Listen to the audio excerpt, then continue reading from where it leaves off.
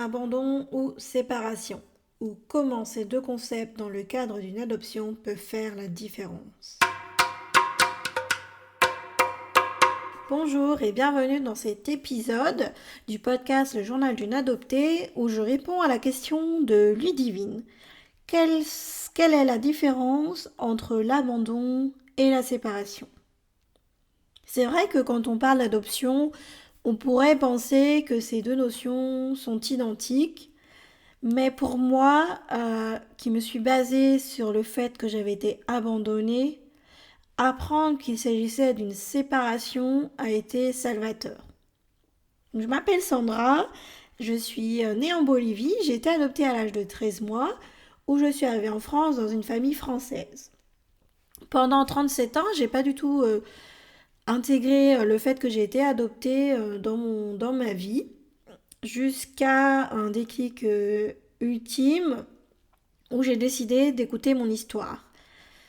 Et c'est là que ça a changé la donne parce que même si je n'avais jamais prononcé ce mot-là, ni imaginé ce mot-là, donc abandonné dans ma vie, que je ne pensais pas que c'était que je m'étais basée sur un abandon, c'est ce qui s'est passé. J'ai toujours cru que j'avais été abandonnée par ma mère biologique, par ma famille biologique. Ce qui fait que, en grandissant, en devenant adulte, j'ai constaté que la croyance sur laquelle je m'étais basée, c'était que je n'avais pas de valeur. Pourquoi? Parce que ma mère biologique m'avait abandonnée. Elle m'avait abandonnée en me donnant à l'adoption. Et c'était d'autant plus difficile à admettre que j'étais dans une famille aimante. J'ai jamais manqué de rien et j'ai eu tout ce que je souhaitais. Donc c'était d'autant plus difficile à admettre en plus que j'avais été abandonnée. Et pourquoi refourrer le nez là-dedans alors que tout allait bien? Puis un jour, j'ai quand même décidé d'écouter mon histoire, l'histoire de mon adoption. Et là, ça a fait tilt. En fait, j'ai compris que je m'étais basée sur une fausse croyance, qui était que j'avais été abandonnée, mais que finalement, ma mère biologique ne m'avait pas abandonnée, elle s'était séparée de moi. Quelle est la différence dans tout ça? Ma mère biologique s'est séparée de moi parce que ce qui est dit en tout cas dans mon dossier sur les papiers, c'est qu'elle ne pouvait pas prendre soin de moi. Elle n'avait pas les ressources financières et matérielles pour prendre soin de moi. Et donc, pour mon bien-être, elle avait décidé de me faire adopter. C'est là où je me suis dit qu'elle n'avait pas forcément eu ce choix de me faire adopter, que c'était la seule décision qu'elle devait prendre à cette époque-là, mais qu'elle ne m'avait pas vraiment abandonnée. Elle s'est juste entre guillemets, séparée de moi. Par rapport à l'abandon, je le mets plutôt.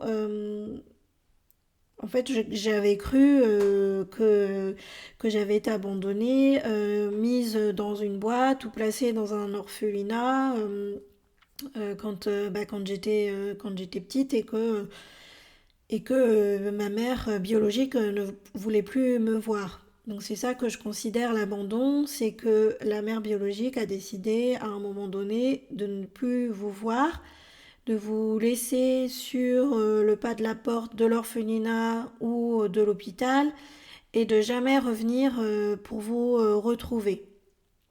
Alors que dans mon cas, elle a pris cette décision de me donner à l'adoption en toute conscience. Elle a fait ce choix-là pour mon bien-être, d'après ce qui est dans le dossier. Et par rapport à l'abandon, ce qu'il faut savoir aussi, c'est que dans certains pays, les mères biologiques ne peuvent pas prendre soin, par exemple, d'un enfant malade. Donc, elles vont le déposer à l'hôpital pour que l'hôpital en prenne soin.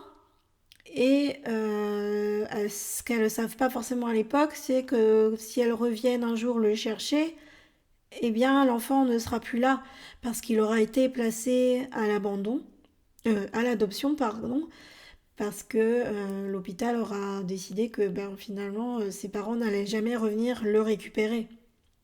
Donc c'est vraiment ça pour moi qui caractérise l'abandon.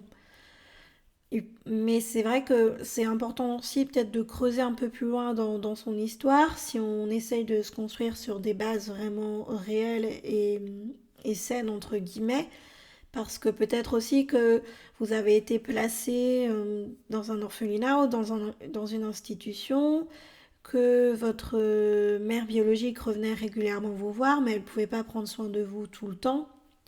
Et puis un jour, vous avez été adopté et votre mère biologique est peut-être revenue. Et puis là, vous n'étiez plus là, que ce soit avec ou sans son consentement. Mais pour moi, ça a été vraiment révélateur le fait de savoir que je n'avais pas été laissée dans un orphelinat, que finalement, ma mère, jusqu'au jour de mon adoption, ma mère biologique était là, jusqu'au jour où elle m'a donné à mes parents adoptifs qui sont devenus mes parents. Et, peut-être qu'elle n'avait pas connaissance, j'en sais rien du tout, du fait que c'était une adoption plénière, ou même si elle en avait conscience, qu'elle ne me reverrait plus, eh bien c'était quand même une séparation. Donc elle a été jusqu'au bout, elle s'est pas dit tiens j'abandonne mon enfant, je peux pas m'en occuper et je le laisse sur le pas de la porte. Où là il y a un signe en général où les parents ne vont pas forcément revenir. Donc c'est pour ça que c'est important cette notion d'abandon versus séparation. C'est important pour moi en tout cas dans son histoire. Et, euh, et puis si vous êtes parent adoptif ou on voit d'adopter un enfant, pensez bien aussi à cette notion, peut-être quand vous allez expliquer son histoire à votre enfant, de bien faire ce distinguo, surtout s'il s'agit d'une séparation, parce que pour moi ça a été crucial de me dire que j'avais pas été abandonnée, mais que ma mère s'était séparée de moi et m'avait donné à l'adoption. Ça a changé la donne. Je suis partie d'un statut d'abandonnée où du coup ma valeur sur laquelle je m'étais construite était nulle. J'avais pas de valeur, j'avais pas de raison d'exister puisqu'on m'avait abandonnée et s'est transformé en si j'ai de la valeur. Et même ma mère biologique a fait ça pour mon bien-être et elle a eu raison puisque j'étais dans une famille aimante et j'ai eu une belle vie. Donc elle a eu raison et donc oui j'ai de la valeur, j'avais de la valeur à ses yeux et j'ai de la valeur tout court. Donc c'est vraiment important ce distinguo. Donc ça c'est vraiment mon point de vue, mais surtout je suis pas allée non plus chercher la définition d'abandon ou de séparation dans le dictionnaire Larousse. Ça c'est vraiment mon ressenti et j'espère qu'il vous apportera une réponse à vos questionnements.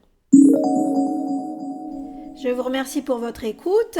J'espère que cet épisode vous aura plu. Si c'est le cas, n'hésitez pas à émettre la note de 5 étoiles dans l'appli de podcast dans laquelle vous les écoutez. Ça permettra de le faire connaître et de le rendre plus accessible à des personnes qui sont peut-être concernées par le sujet et qui s'interrogent. Je vous remercie encore et je vous dis à très vite.